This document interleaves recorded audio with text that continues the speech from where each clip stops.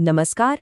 आज हम बात करेंगे अमेरिका और ईरान के बीच उस जबरदस्त टकराव की, जहां धमकियों का एक ऐसा दौर चला जिसने पूरी दुनिया की सांसें रोक दी थी। तो सबसे बड़ा सवाल यही है कि क्या अमेरिका और ईरान के बीच ये जंग वाकई खत्म होने वाली है? क्योंकि देखिए, खबरें बड़ी कंफ्यूजिंग हैं। एक तरफ सुनने में आता है कि शायद सीज फायर हो जाए, तो दूसरी तरफ हमले और तेज हो जाते हैं। तो आखिर चल क्या रहा है? इस सवाल का जवाब हमें मिलता है लड़ाई के 24वें दिन, जब अचानक से ये खबरें आने लगीं कि ट्रंप एडमिनिस्ट्रेशन ईरान के साथ बातचीत का कोई रास्ता निकालने की कोशिश कर रहा है। और मजे की बात यह है कि शांति के लिए अमेरिका की जो शर्तें थीं, वो ठीक वही थीं जो जंग से पहले थीं। मतलब यूरेनियम बनाना बंद करो, अपना मिसाइल प्रोग्राम रोको, अपने प्रॉक्सी ग्रुप्स को सपोर्ट करना बंद करो। ये तो वही बातें हैं जिन्हें ना मानने पर ही तो ये सब शुरू हुआ था। तो अमेरिका तो अपनी पुरानी शर्तों पर ही अड़ा था, लेकिन असली पेच ईरान की तरफ से फंसा हुआ था। शांति समझौते के रास्ते में एक ऐसी दीवार खड़ी थी जिसे तोड़ना लगभग नामुमकिन था।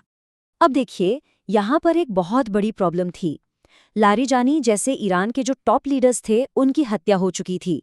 तो वहाँ कोई ऐसा बचा ही नहीं था जिसके पास ये अथॉरिटी हो कि वो सीज फायर के लिए हाँ या ना कह सके। नतीजा, ईरान की जो मिलिट्री थी वो एक तरह से ऑटो पायलट मोड पर चली गई। मतलब जो पहले से प्लान बने हुए थे, बस उन्हीं के हिसाब से हमले हो रहे थे। और अगर दोनों तरफ की मांगों को देखें तो साफ पता चलता है कि शांति की गुंजाइश थी ही कहाँ। अमेरिका कह रहा था कि यूरेनियम और परमाणु प्लांट बंद करो, तो वहीं दूसरी तरफ ईरान की शर्तें थीं जो हिजबुल्लाह के जरिए सामने आईं कि पश्चिम एशिया से सारे अमेरिकी बेस हटाओ और जंग का हर्जाना भी दो। मतलब जमीन आसमान का फर्क था। शांति तो मुमकिन ही नहीं लग रही थी। तो जब बातचीत के सारे दरवाजे बंद दिखने लगे, तब ट्रंप ने एक ऐसा कदम उठाया जिसने टेंशन को बिल्कुल पीक पर पहुंचा दिया। उन्होंने एक डेडलाइन सेट कर दी और ईरान का जो जवाब आया वो किसी ने सोचा भी नहीं था। ट्रंप ने सीधे सोशल मीडिया पर धमकी दे डाली कि अगर 48 घंटे में स्ट्रेट ऑफ हॉर्मुज नहीं खुला तो अमेरिका ईरान के पावर प्लांट्स को उड़ा देगा। ये एक सीधी खुली धमकी थी। अब ईरान का जवाब समझने के लिए पहले एक चीज समझनी होगी, डीसैलिनेशन।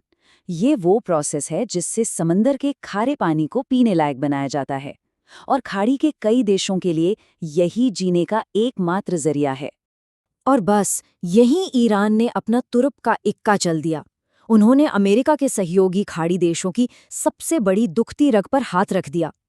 ईरान का संदेश साफ था, तुम हमारे पावर प्लांट्स पर हमला करोगे तो हम तुम्हारे दोस्तों का पानी बंद कर देंगे। और देखिए, बिजली के बिना तो फिर भी रहा जा सकता है, पानी के बिना बिल्कुल नहीं। और बात सिर्फ धमकियों की नहीं थी। ईरान ने इजराइल पर क्लस्टर बम भी दागे। ये वो हथियार हैं जिन पर दुनिया के 120 देशों ने बैन लगाया हुआ है, क्योंकि इनसे आम लोगों को बहुत ज्यादा खतरा होता है। इसके साथ ही ईरान ने एक साइकोलॉजिकल वॉर भी छेड़ दिया। वो अपनी मिसाइलों पर ऐसे संदेश लिख रहे थे, जैसे कि स्पेन के प्रधानमंत्री का ये कोट। इससे वो एक तरह से अमेरिका को ट्रोल कर रहे थे और दुनिया को ये भी दिखा रहे थे कि इस जंग में अमेरिका के अपने साथी भी उसके साथ नहीं है। और ईरान की सोशल मीडिया ट्रोलिंग तो मतलब नेक्स्ट लेवल पर थी। सोचिए, IRGC का प्रवक्ता टीवी पर आकर ट्रंप के ही शो का डायलॉग मार रहा है, ट्रंप यू आर फायर्ड।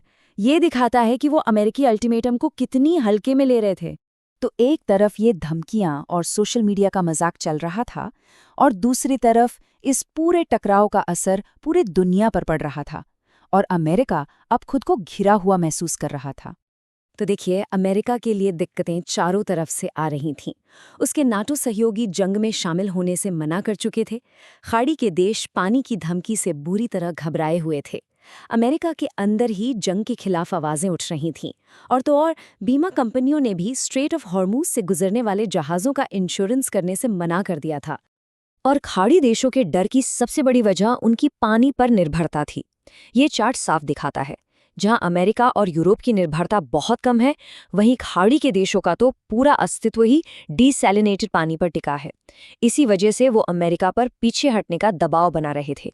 और ये सिर्फ बाहरी दबाव नहीं था, घर के अंदर भी ट्रंप के लिए माहौल बिगड़ रहा था। उनकी अपनी पार्टी के नेता जैसे लिंडसे ग्राहम, जिन्होंने पहले जंग का सपोर्ट किया था, अब उन्हें पब्लिक के गुस्से का सामना करना पड़ रहा था। तो ऐसे में ईरान का स्टैंड क्या था? बहुत सीधा। उनके टॉप लीडर्स मारे जा चुके थे, उन पर लगातार हमले हो रहे थे। उनका रुख बिल्कुल साफ था, अब हमारे पास खोने के लिए कुछ भी नहीं बचा है, और यही बात उन्हें एक बहुत ही खतरनाक और अनप्रिडिक्टेबल दुश्मन बना रही थी। और इसी एक सवाल के साथ हम आज की ये बातचीत यहीं खत्म करते हैं कि जब लड़ाई में एक पार्टी इस मोड़ पर आ जाए कि उसे खोने का कोई डर ही न रहे, तो असल में पावर यानी असली शक्ति किसके हाथ में होती है? इस पर सोचिएगा जरूर।